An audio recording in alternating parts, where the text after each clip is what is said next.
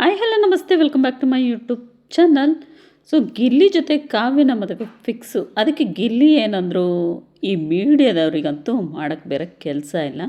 So big boss ಮನೆ ಒಳಗೆ ಇವರಿಬ್ಬರ ಒಂದು ಕಾಂಬಿನೇಷನ್ ತುಂಬಾ ಚೆನ್ನಾಗಿ ಅದ್ಭುತವಾಗಿ ಮೂಡಿ ಬಂತು. ಹಾಗೆಯೇ ಬಿಗ್ ಬಾಸ್ ಮನೆಯಿಂದ ಆಚೆ ಬಂದ ಕೂಡಲೇ ಸೊ ಮೀಡಿಯಾದವರು ಏನು ಕ್ವಶನ್ ಕೇಳಿದ್ದಾರೆ ಅಂತ ಹೇಳಿದ್ರೆ, ಸೊ ನೀವೇ ನೋಡಿ.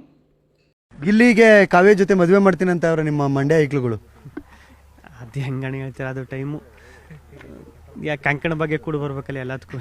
ಅಲ್ಲೇನಾದ್ರು ಲವ್ ಮೂಡಿತಾ? ಕಾವ್ಯ ಮದುವೆ ಅಂತ ಇಲ್ಲ, ಅವಳು ಕಾವ್ಯವರು ಒಂದು ಒಳ್ಳೆ ಸ್ನೇಹಿತರಾಗೇ ಇರ್ತಾರೆ ಅನ್ಕೊಂಡಿದ್ದೀನಿ, ನೋಡಬೇಕು.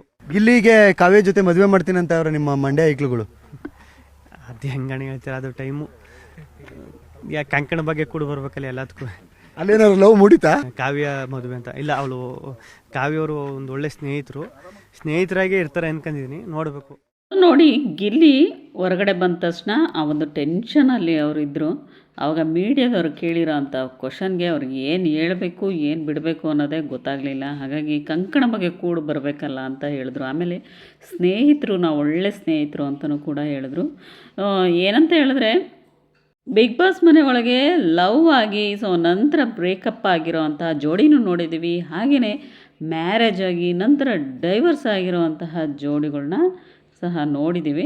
ಸೊ ಹೀಗಿರುವಾಗ ಇವರಿಬ್ಬರ ನಡುವೆ ಒಳ್ಳೆ ಸ್ನೇಹ ಬಾಂಧವ್ಯ ಇದೆ. ಅದು ಹಾಗೇ ಇರಲಿ, ಯಾವುದೇ ಕಾರಣಕ್ಕೂ ಇದರಿಂದ ಸೊ ಅವರಿವರು ಹೇಳಿರೋ ಅಂಥ ಮಾತಿಗೆಲ್ಲ ತಲೆ ಕೆಡಿಸ್ಕೊಳ್ಳದೆ ಸೊ ಇವರ ಮನಸ್ಸು ಪರಿಶುದ್ಧವಾದಂತಹ ಸ್ನೇಹಕ್ಕೆ ಸೊ ಸ್ನೇಹ ಹಾಗೇ ಇರಲಿ. ಸೊ ಬೇರೆ ಏನೂ ನಾವು ಗಾಸಿಪ್ನಾಗಿರ್ಬೋದು ಸೊ ಹಾಗೆ ಹೀಗೆ ಅಂಥೇಳಿ ಅದಕ್ಕೆ ಪೋಣಿಸೋದಾಗಿರೋದು ಕೆಲಸನ ಮಾಡಬಾರ್ದು ಅಂತ ಹೇಳ್ತಾ, ಪರ್ಸ್ನಲಿ ಈ ಜೋಡಿ ನನಗೂ ಕೂಡ ಇಷ್ಟ ಆಯಿತು. ಬಿಗ್ ಬಾಸ್ ಮನೆಯೊಳಗೆ ನಡೆದಂಥ ಟಾಸ್ಕ್ಗಳಲ್ಲಿ ಹಾಗೆಯೇ ಸೊ ಒಬ್ರಿಗೊಬ್ಬರು ತಮಾಷೆ ಮಾಡಿಕೊಂಡು ಸೊ ಎಲ್ರಿಗೂ ಕೂಡ ಈ ಜೋಡಿ ಫೇವರ್ ಕೂಡ ಆಗಿದ್ದರು.